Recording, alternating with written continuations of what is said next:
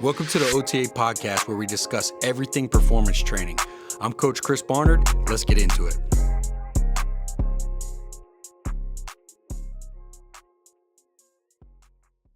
Hey, what's going on, guys? Welcome back to the OTA podcast. I'm your host, Coach Chris Barnard. And for today's video, or today's podcast, I should say, what I wanted to make it on is performance standards, right? I get a lot of questions from coaches and athletes about certain standards that I'm looking for athletes. And now each athlete has its own context, but there is a certain level of if you could call it prerequisites or ranges that I'm looking for. So what I figured I'd do is I kind of share what I'm looking for depending on the level of the athlete, the sport that they play, if it's relevant. First, let me say that the biggest three numbers that I'm looking for straight off the bat is number one is going to be an athlete's trap bar deadlift. This is going to measure an athlete's absolute strength, right? And it's a prerequisite for the other, for power and speed, right? So first and foremost, if I test out an athlete's power and speed, and then the next number I'm trying to get is strength, it's well, you don't have enough strength or sufficient amount of strength to be able to display enough force, or be able to display enough speed. And it's usually a huge metric that we use with a lot of our youth and high school athletes. It's not to say that we don't sprint and jump. It's just to say that that's usually one of those common denominators when it comes to developing force and power in a lot of our athletes.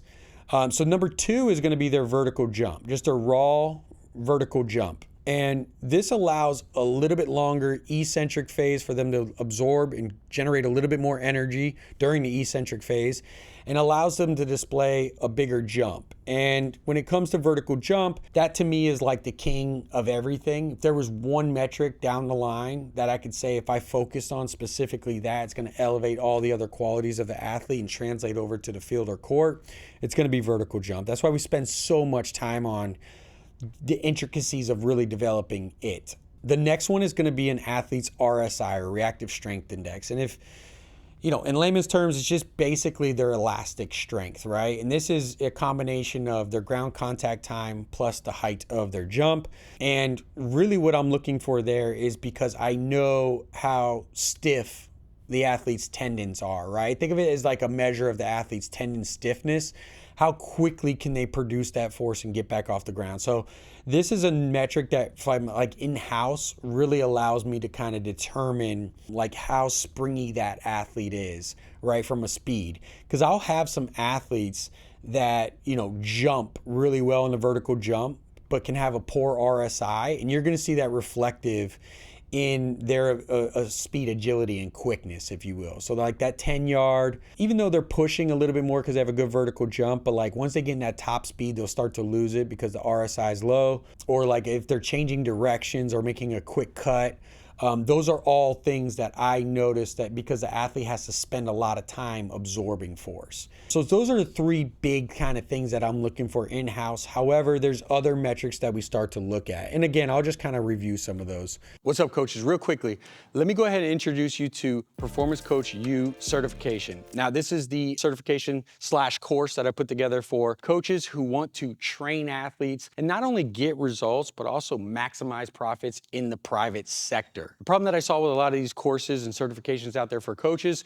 was that they provided a lot of information and not a lot of application. So I wanted to pull back the covers over 10 plus years of experience and show you the ins and outs of actually being in the trenches so that you get maximum results while also scaling your business. So if you're interested in this, go ahead and check out the link down below and you can get more information. So going back to the trap bar deadlift, my range on any athlete is usually between 2.2 to 2.6 times their body weight. So I know if that they're in there, that's a sufficient amount of strength. Like I always say, it doesn't mean that we stop there and we don't continue. If the athlete can continue to gain strength, great. It's just that we've met that standard to be able to then say that I have athletes who are within that standard and display elite force, right? Elite vertical jump, elite RSI.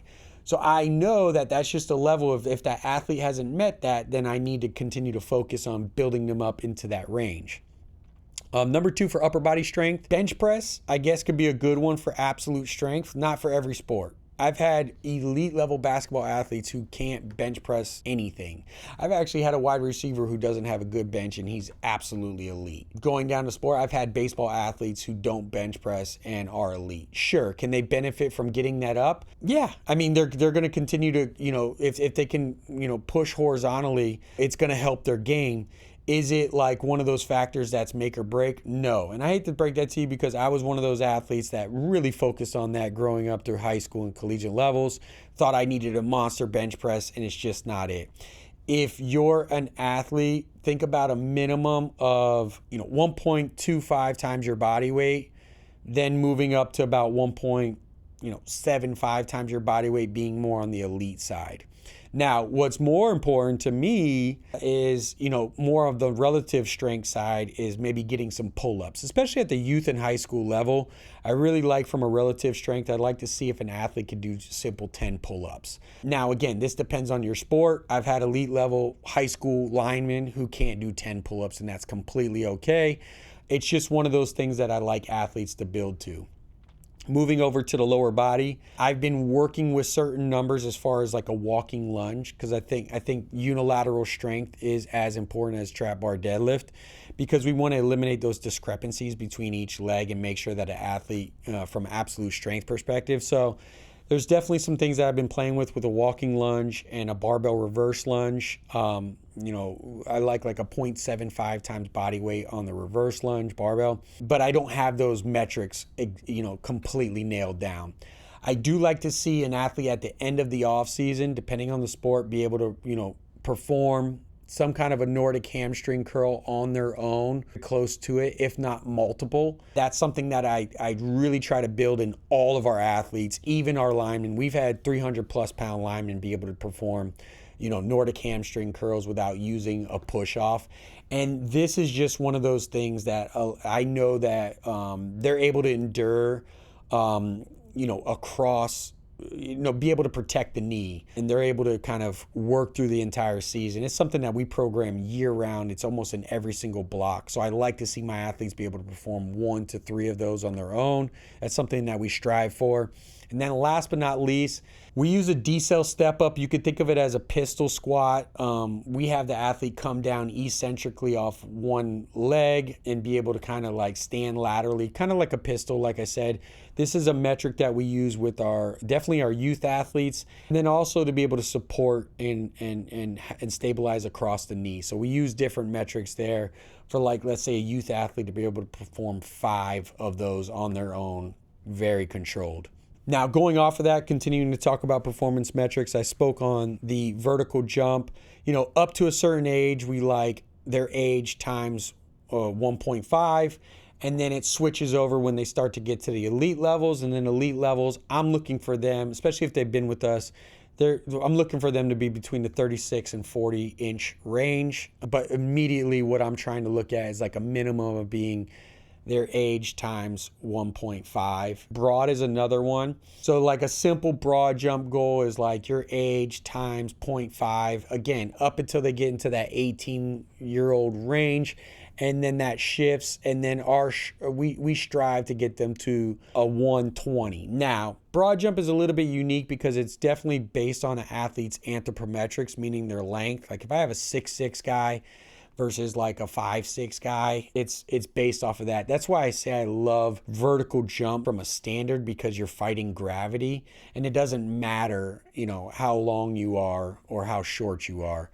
It gives us a little bit more accurate standard, if you will. And then as far as other ones, you can start to measure based on like if the athlete needs that for their particular team, like a hang clean, or if other teams want to see certain things, or a power clean or a squat. I just, to me, those are the main metrics, and I can make arguments against and for each of those. I'll do them if they need that for their coach or their particular program, but it's not something that we include. Like I said, my biggest 3 numbers that I'm looking at that can determine all the other numbers, and I can give you a clean profile on every athlete outside of rotational athletes, because we do measure different metrics for rotational athletes. But if I can look at an athlete's trap bar deadlift, their vertical jump, and their RSI, I know that I can get a clear picture of where that athlete needs to do, what they need to go, where the margins we want to attack to be able to elevate that athlete's performance. So I'm just kind of spitting off the top of the dome. Hopefully this is able to help some of you, kind of help some of the performance coaches or athletes of what they need to be focusing on and what they need to be elevating. Yeah, hopefully that's able to help you out. And I'll talk to you guys next time.